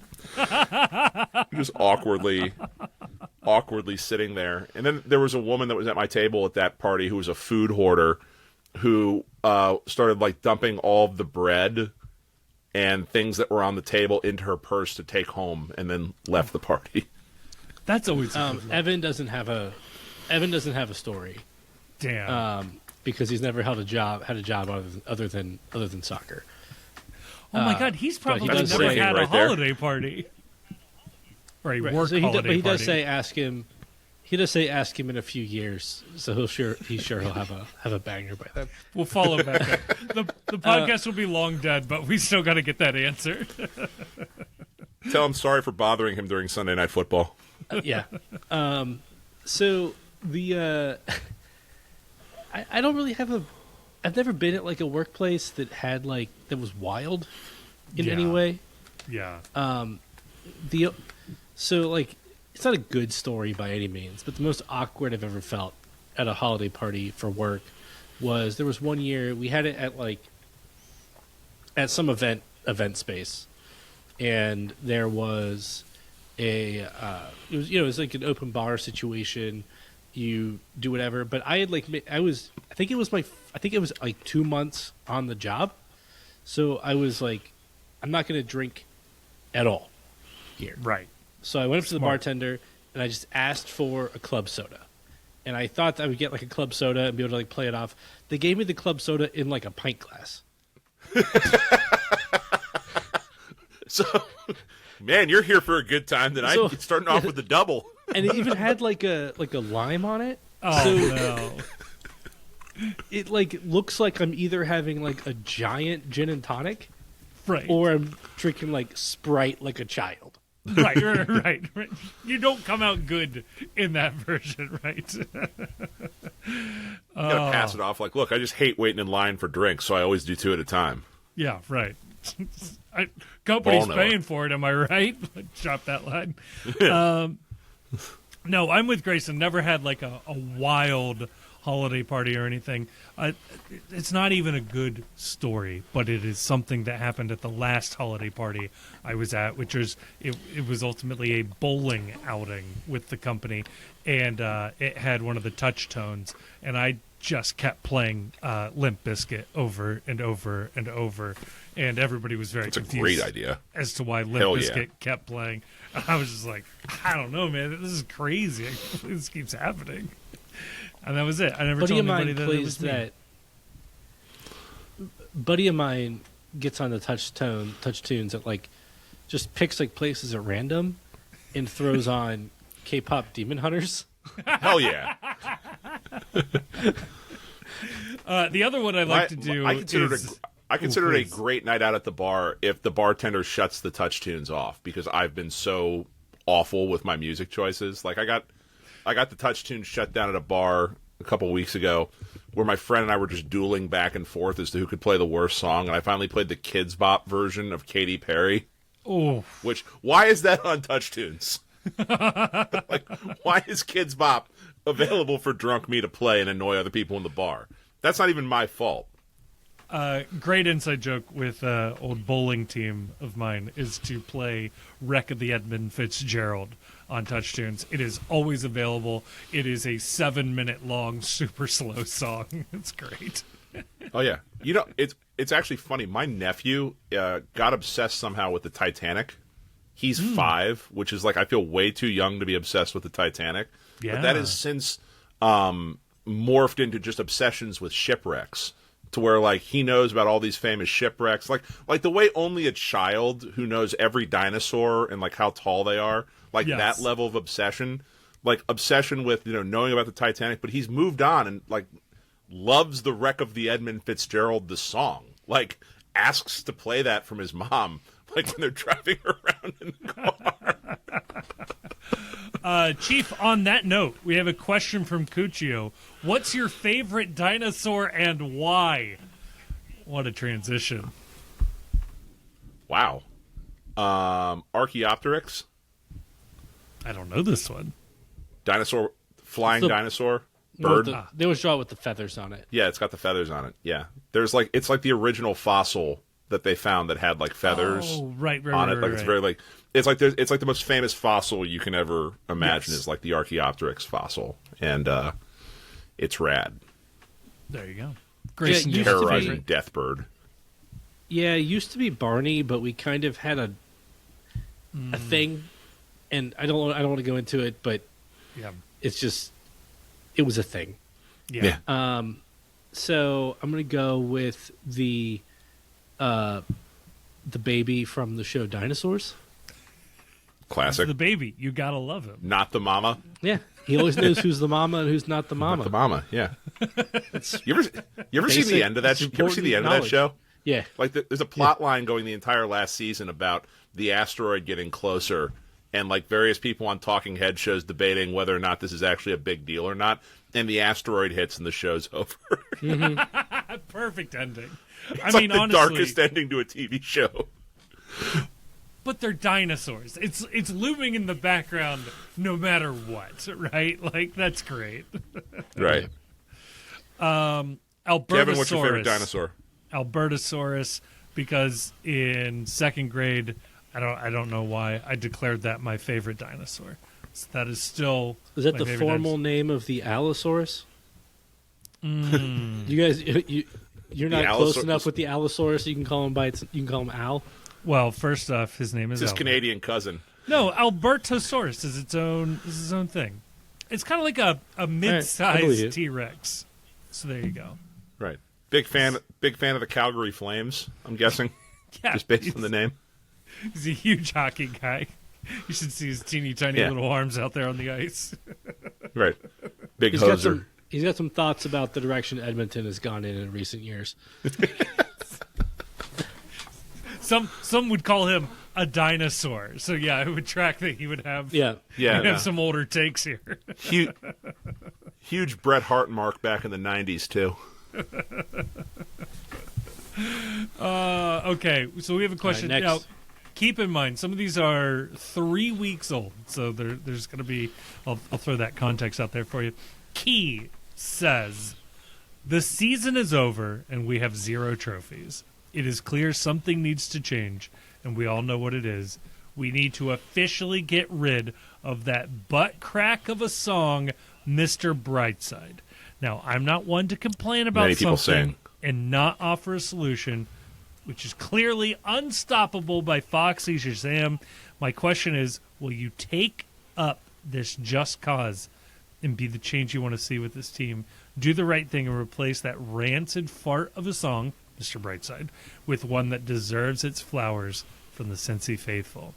On a similar note, I will say, Bill Leopold asks, I am asking the Chief to take up the mantle of Life is a Highway by the Cochrane? Cochrane? Not that scrappy country western version that just came out to replace Mr. Brightside. Perhaps Grayson. I think just came out like 20 years ago in the movie on the Cars. Cars 2, the soundtrack, I believe. Yes. Yeah, by Rascal Yes. Flatts. Yeah. Bill Leopold is up to date with his Disney covers. But he does throw in here this. Dude, I'm all in on hating the Rascal Flats, so cook. They're from Columbus, right? Like, I think we have to hate them. Don't care where they're from. Perhaps Grayson can jump on the Shazam bandwagon. I love that Bill is suggesting the two of you strongly advocate for different songs. Like, that's not going to help either one. So You know, how do I have we a feel about plan this? to end Mr. Brightside. I have a plan to end Mr. Brightside. Okay, and it touches on what we were talking about a couple questions ago.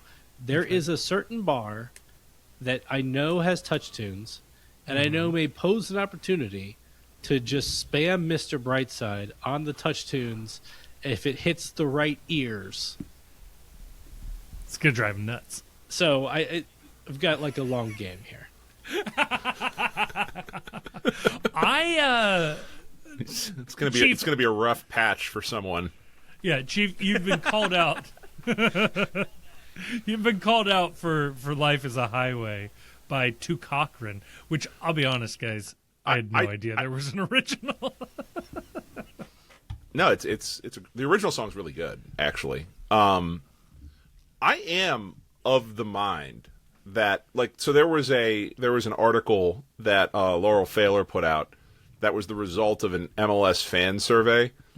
That I don't know who was taking this survey, but apparently the question that was listed as to where people get their FC news, and like we were ranked abnormally high on that list. So I feel there is an opportunity to say, as the one of the top 15 places people get their FC news, that we are, on behalf of our fans, collectively advocating that Mr. Brightside be retired for the 2026 season.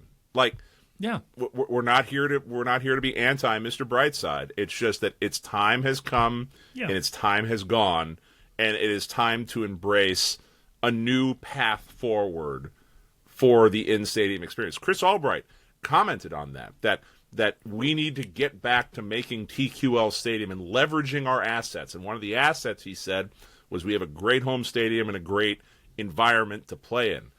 Well, maybe it's time to make TQL great again.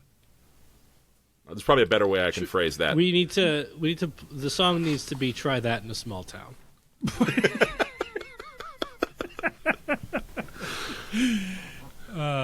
And for that reason, I'm suggesting Gordon Lightfoot's "Wreck of the Edmund Fitzgerald," or "Beer for My Horses." Could we something off Toby Keith's "Shock and Y'all"? It's a shame that bar closed. Could we not rally behind Foxy Shazam's Unstoppable? Because this is ultimately the issue. We need to come together on one song, and I know whatever we pick is not going to be every single person's song of choice, but we got to pick one. And I think we can all agree that Mr. Brightside needs to go. Right, so like that's where I'm at right now, is that to answer this question, no, I will not get behind Life is a Highway, although it is a certified banger. I will also not get behind Foxy Shazam's Unstoppable, because the war I want to win is merely to get consensus that Mr. Brightside needs to be retired. Right. That's step one. Get it out. Get it out. Like, what happens with the vacuum afterwards, none of our business. None of our business. Look, just like, get the it goal out is there. to get it out. Wait, hang on. Get it out. Get it to New York. Get it to New York where it can stand trial. Can for we the charges indict a song? that, of the many. Well, I mean, look, you could have died a ham sandwich, right? And like the song is talking about some pretty heinous moral acts. I don't know if they're crimes, but I mean, the man is not doing just fine. Depending on where the smoking happened, illegal. It could be illegal. Undressing, illegal perhaps in public. Yeah. Yep.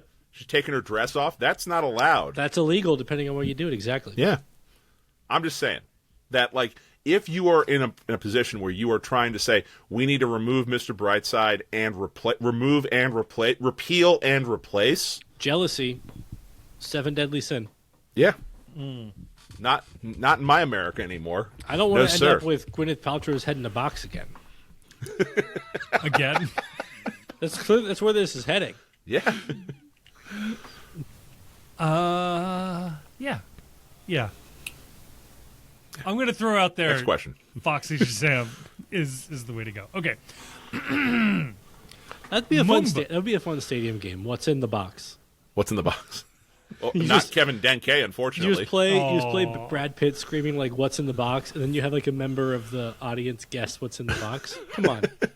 Do you do the thing where they get to like reach in and feel it, but it's like you don't know what it is?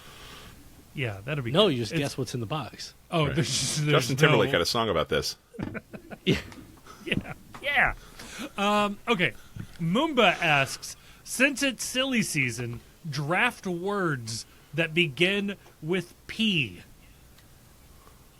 We all get 2 picks. First pick goes to Chief.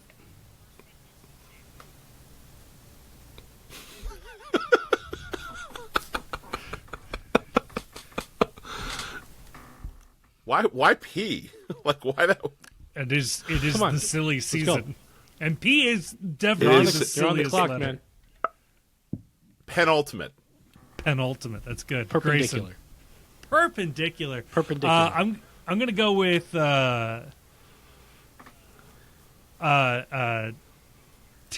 pterodactyl, right? No. What's the pterodactyl? Yeah, you can do I'm it. trying to think of Silent another P. another Yeah, silent pterodactyl. P. Pneumonia. There you go. Those are my 2. Grayson, back to you. Peripatetic. Okay. And Phylum. Phylum. That's fun. There you go, Moomba. Hopefully you enjoyed that. Thanks for paying for that. Daniel David says, What we do. I called, no answer. Okay, Daniel, I think you are missing the point of a voicemail, but yes, okay, you called, there was no answer, so you've left your Kevin, just a typical millennial afraid of talking on the phone, right, Kevin? I'll tell you what, if you call and leave a voicemail, and for some reason I am able to see that somebody is calling, I will answer the phone. There you go. What Christmas movie you stop on a channel you have to finish? I think I know what Daniel's trying to ask here. You're watching cable, you're flipping through. What Christmas movie gets you to stop to finish watching that Christmas movie? Anybody have Christmas one? Vacation, obviously. Yeah. It's a good one. It's the only movie that I want to make sure that I watch every Christmas season. And, in fact, did this Christmas Nice. season. Grayson, is there one that you're just like, I'll catch it anywhere and I'll finish it?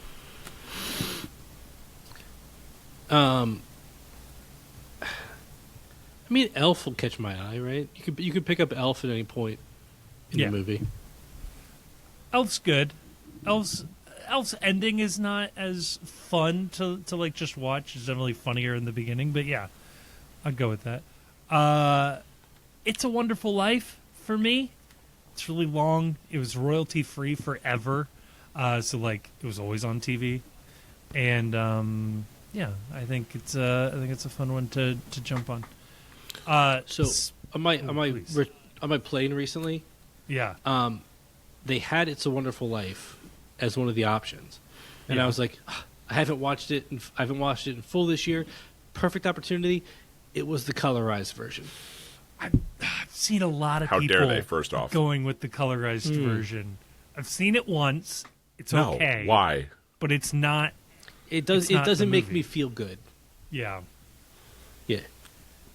I had to watch it. Other out of one, pure if it's curiosity. on. Other one that I would watch if it's on, just because it is a banger, and my favorite adaptation of the work is A Muppet Christmas Carol. Yep. Yeah, it's good. It's different. Fun. It's different. Okay. Home Alone too. Sneaky good movie. We watched Home that. Alone as well. Yeah, like Home Alone. Ooh, wait. They don't make movies like that anymore. Even kids movies. Like, good stuff.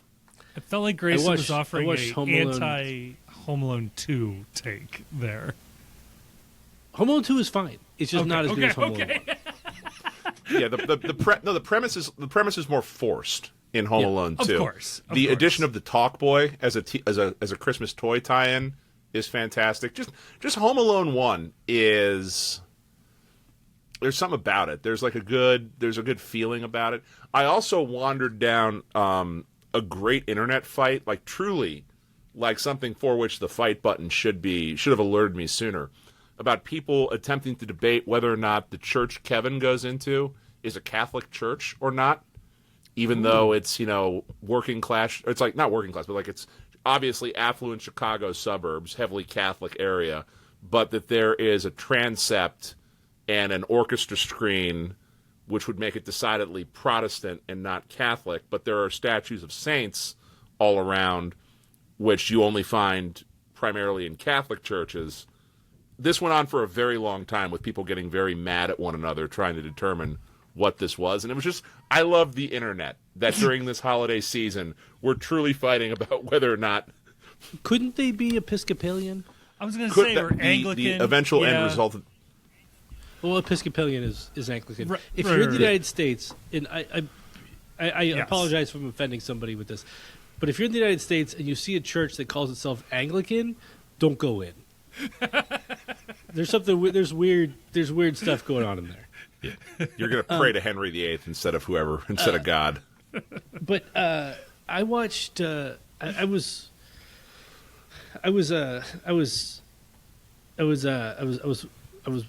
with some children last week, and we watched Home Alone 3 at their insistence. Oh no! And like obviously it's not good. Right. And I didn't think it would be good. But the ending is so disorienting because they get a woman who's got like red hair. It's clearly they're intentionally like dressing her up like Catherine O'Hara at the end of Home Alone 1 and trying to like absolutely like copy that tender moment like one for one, and it just hits the uncanny valley so much where it is like it's like that movie Changeling where like I'm Angelina Jolie.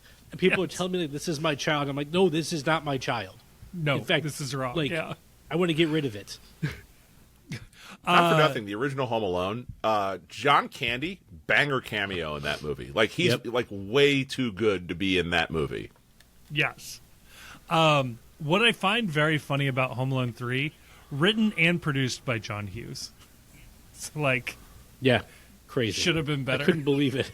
My kids have demanded that we watch it in that movie. Oh wow, I did not know. My she kids have demanded sister. that we watch it, and I've refused. I refuse to acknowledge it. Eric Skidmore, we got two left. This is one of them. Eric Skidmore asks, seeing other FCC fans in the wild can be rare sometimes. But other sports fans will see each other at a store or something and say "Hoo Day" or "Go Bucks" to one another as a casual greeting. What is a good fan phrase we can come up with for the FC when we randomly see someone else who's wearing FCC gear? Just saying "Go FCC" seems kind of lame. And I would agree with you, Eric. Let's solve this problem. So first of all, it would be "Go FC." Yeah. Fuck Columbus. It would be "Go FC." Two, listen to the postcast. Listen to the postcast. Listen to the postcast. Listen to the postcast. That's the calling card. Listen to the postcast. Oh my God! You also listen to the postcast? Just assume everybody in the gear is also a listener. That is what is up the Go FC. Listen to the postcast. You gotta be like, listen to the postcast. I'm not movable from this position. So Grayson has his opinion. I think my suggestion would be something along the lines of "Gary bless you" or "In Gary's name" or something. I'm trying to evoke Gary, and I'm fine under with doing... Gary's eye.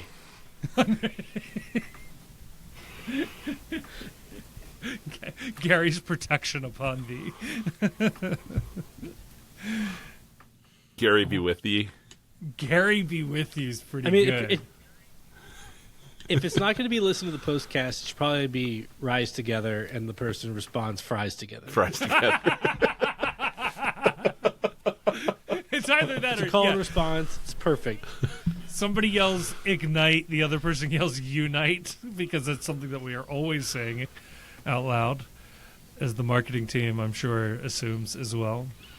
Yeah, rise together, fries together is the answer. I still find myself sometimes just like saying to myself, "Rise together, fries together."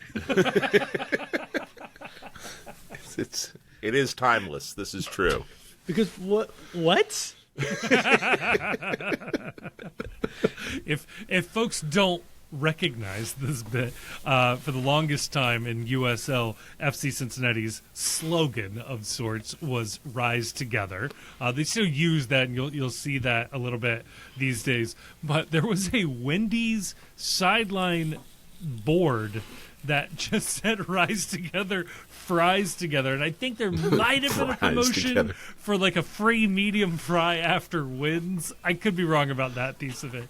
But then Jonah made "Rise Together, Fries Together" a part of the sign-off for Knifey Lion Radio, and it stuck around long after the promotion and the deal ended, whatever.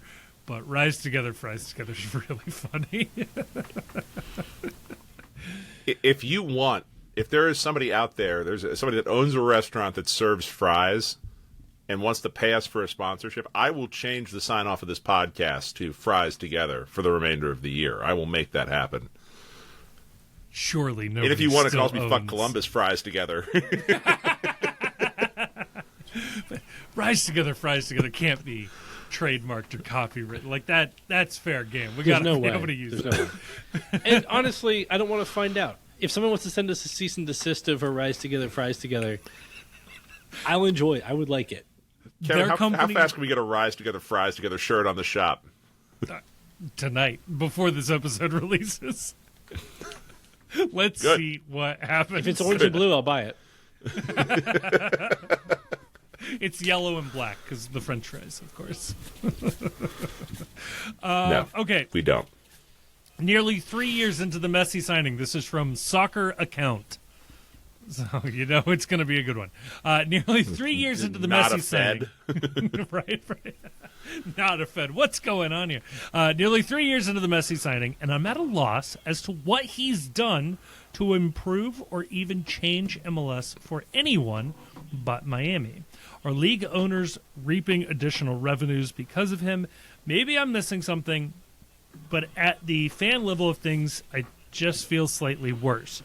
Doesn't help that league-paid media guys are not only falling over themselves to praise Messi, but are now taunting fan bases who have questions about the roster building occurring in Miami. I don't understand how any of this is worth it for the average fan and long-term sustainable league growth. There's not a question. I mean, you're not going to know the answer to that question. No, I mean, like, to the extent that they're like, you're not going to know any of this until you see, where is the league at after he's gone? In terms of how many of these fans that are Messi fans around the world did they create into being aware of MLS, or in the United States, how many people went to one of these games, played at, the Cleveland Browns Stadium, or who will go see him play at the Baltimore Ravens Stadium, and decide that they're going to now be, followers of MLS, whether that means, buying merch, buying a ticket occasionally, showing up to games, buying the league pass. I don't know that there's a great answer for that, but I mean, what you do know is that they've got the Apple TV deal. They've used him while he's here to make some big changes to the scheduling of the league, which, they were resistant to do for a really long time, for better or worse. They're going to be relaxing roster rules. Is this all attributable to Leo Messi personally? No, not at all. But, it's all one song, and it's all part of the sort of overall growth of the league. Do they make these changes without him? I don't know. I don't know, whether you can make a one-to-one on that. I think they haven't leveraged the Messi deal nearly enough. I don't think they've done as much as they could in order to maximize what he's done. But, to the greatest extent possible, I think that it hasn't been a loss for the league. And if you've managed to sell your tickets at a premium while he's been here, you might have personally put a couple bucks in your pocket. That's about as best as I can say about the deal right now. I just don't know that you're going to know. Kind of like how the David Beckham deal for, LA Galaxy, the long-term ramifications of that, you didn't know that for years after the fact. So I would keep my eye on two things. One is, as Chief mentioned, the roster rule changes that we think are coming after the World Cup. Now, I think it's reasonable to assume that they were probably planning some kind of pivot or some kind of revamp after the World Cup because they're expecting to have a lot of eyes on American soccer, and it's the natural time to do that. So it'll be tough to kind of isolate how much was already kind of a natural opportunity to make some of these changes and how much of that is like directly related to whatever growth or impact Messi has had. The other thing that I would look at and probably provide some useful data is we know they accelerated the end of the Apple TV deal to come up a lot sooner. Yeah. I think after 27, right? Or after the short season of 27? It's after the, not the short season, but after the full first season of the new format.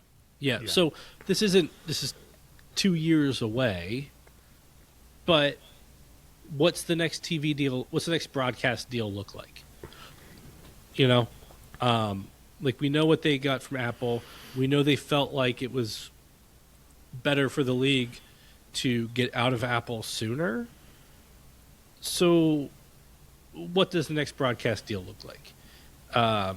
And I think that we're unlikely to get a lot of like hard numbers on how many people are following the league who wouldn't be following the league if Messi wasn't here. How many of those people stick with the league after Messi's gone?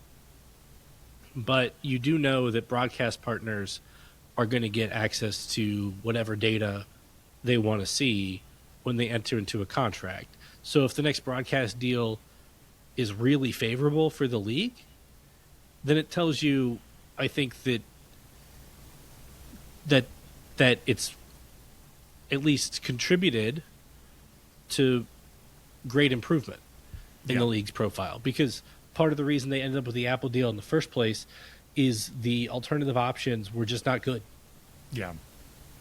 They were rough. There wasn't there was no great deal out there. No. Other than them to have there wasn't a close deal out there. There certainly wasn't like a bidding war. There were a couple of bad options, and then the Apple deal, which obviously came with a number of risks, but was the only one that approached a valuation that they were happy with. I'll say two things. But it has made it easier for people around the world to see Messi. Yeah, which I think was huge. Because and should have dropped the additional, or like the season pass on top of Apple TV Plus. Should have dropped that a while ago. They're doing that next year. That's good. Ownership in MLS at large is definitely making money off of this deal. I'm going to put my trust that the billionaire consortium behind MLS is pretty good at making money and signed off on this deal knowing that they would make money. I have to assume that they're making money. Keep in mind, your various ownership groups in MLS all sort of co-own Major League Soccer, so what's good for the league is ultimately good for owners' pocketbooks. So in that sense, the league is benefiting. The other point I'll put out there is that Major League Soccer had already failed in the Miami market, so don't discount solidifying that market going forward. I think it's a really bad look for MLS to have to contract teams or relocate teams, and anything that goes to help shoring up MLS, a franchise, particularly in Miami. It's an attractive market with or without Messi, particularly for South American players. It's sort of known as the capital of Latin America for a reason. It's a very popular vacation and holiday spot for the world's best soccer players already. It's probably would do the league very well to make sure that franchise is doing nicely. And then finally here, we're not going to draft one, but I think we can build one together. Tom Beversdorf says, holiday request here, make a starting 11 of holiday characters. Don't limit yourself to just the U.S. meaning characters like Krampus from Germany or even Colonel Sanders from Japan is on the table. What's our starting 11 of Christmas or holiday characters? Sorry, holiday characters. What do we think? I'm going to say number 1 is the Mall Santa. Not Santa specifically, the Mall Santa. Mall Santa. Okay, where are we putting Mall Santa? Mall Santa. Center back. Okay, perfect. I like it. Flying Baby Jesus. Flying Baby Jesus. This is a Slavic. Pavel would know about this. This is a Slavic thing. Okay. Flying Baby Jesus brings your presence in certain countries. So Flying Baby Jesus got to be a striker. Oh, striker. Or winger. Okay. Wing back, flying down the wing. Yeah, I like Flying Baby Jesus at striker. Okay. All right. I like Kevin? it. I'm going to put Saint Nicholas, as in Saint Nicholas's Day, not Santa Claus. I'm going to put him at the 10 because I think he's very charitable. He's early, so lets the other people then come in and arrive into the box. I think it's great. I think that's where you need to be for a number 10. All right, Snake back. Yeah. Yeah. Oh, Snake back. I'm putting Frosty the Snowman at wingback. I need somebody with versatility, somebody who can be both a snowman and a puddle of water, and I think that's key. I'm going to put 10 Lords of Leaping at the other striker spot. I think it's going to be one. I like that. I like they have the aerial component for sure. They are and then leaping, 2, yes. I think it's going to be tough to mark 10 guys. I think it's going to be tough to mark 10 guys doing the same gesture at the same time. I mean, by this logic, we should have some drummers and maids of milking in some other positions here, but yes. Now they don't have that verticality that you're looking for in the that's striker true. position. It really is the verticality. Yeah. All right. Box to box midfielder. Give me. Let's do Rudolph the Red-Nosed Reindeer right there. Yeah. Like really, just all over the place. A little bit of a glory hound, but that's okay. You want that from a guy who has to be all places on the field. You want him believing he can go anywhere. Yeah. With his nose so bright. So box to box Rudolph. And then let's do another center back. Let's do the Grinch as another center back. Master of the Dark Arts. I like it. At the 6, I'm going Kirby from Rudolph the Red-Nosed Reindeer. In particular, I'm leaning into his chosen profession of dentist. People may remember in D2 The Mighty Ducks, the most terrifying enforcer was nicknamed the Dentist, Gunnar Stahl. And so I feel like Kirby, as the dentist, is going to be kind of a feared enforcer at the back of the midfield. I like this. Okay. Sticking in the same. So we need a goalkeeper. Another center back. And another center back, right? Okay. Yeah. So Abominable Snowman is going to be your goalkeeper. I'm going size here. Makes a lot of sense. We need a big guy who's going to be able to deflect the ball away. I think that's fine. Another center. We're really back. going heavy with the Rankin and Bass here. I think we're eliminating. Yeah. Another wing back then. Little Drummer Boy. Let's just keep him going. Okay. Specifically, the Rankin and Bass Little Drummer Boy. And then we have one center back left, right? Yeah, one center back. Yeah. I'm gonna go away from the Rankin and Bass. Okay. I'm gonna go Mel Gibson from Fat Man. All right. Kind of a mean, dangerous Santa Claus. Yeah. I think the movie's called Fat Man. It is now. All right. Incredible work. Well done. I know that question was asked with an attempt to make that closer to the holidays. We didn't do it, and that's as good as it gets. Big miss on our part. Not Arnold Schwarzenegger from Jingle All the Way. He feels like he fits anywhere on the field, just given his athletic prowess. What's the character's name? It's not like Rocket Man or something. What is the? Oh, it's a Turbo Man. Turbo Man. Looking for a Turbo Man action doll. Turtle Man, if you ask Sinbad. Yeah. Yes.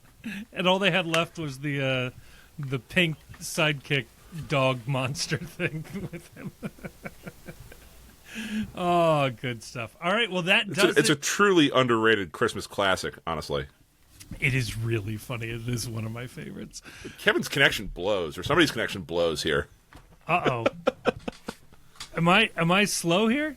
Oh, it's probably me. Yeah, you've been slow. That's okay. You've been slow. Yeah. Damn. Well, that'll mean right, Chief, fun editing for me. Chief, get us out of here. Fuck Columbus.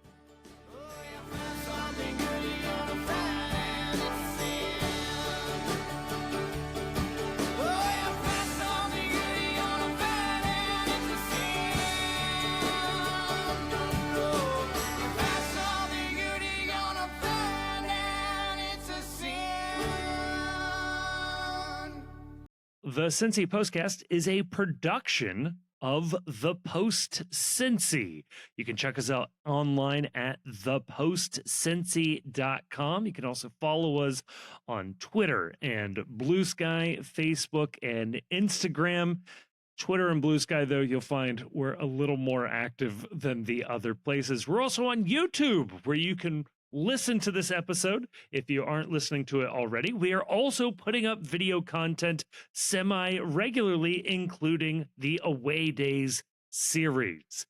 We want to give a huge thank you to Jim Trace and the Makers for providing the music for this episode. They are a lovely band, and you can find more information out about them in the description of this episode. And if you happen to enjoy what you just heard, can I please ask that you like us, that you rate us on whatever app you're listening to, and maybe more importantly than all of that, share this episode with a friend. When it comes up at work, you're talking about FC Cincinnati, I say, hey, I listened to an FC Cincinnati podcast. I think you guys will like it.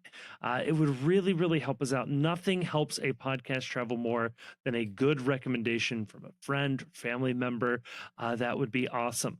When it comes to the sorting algorithms that control our lives, a 5-star review would be much appreciated. Also, leaving a sort of written review weirdly does more than that. That's how the algorithms work. So maybe say a nice or a mean thing, whatever. Just as long as you give us 5 stars, that'll really, really, really help us out. And if you are looking for more MLS content, check out our other podcast, The World's Gam. Again, a link will be in the description of this episode. That is where we touch on league-wide storylines and news, and we talk about other games and a couple other teams in there as well. I think you will enjoy it if you are just dipping your toes into Major League Soccer. A huge thank you to all of our sponsors, a even bigger thank you to all of our patrons over at Patreon, but maybe most importantly, thank you for listening to this episode.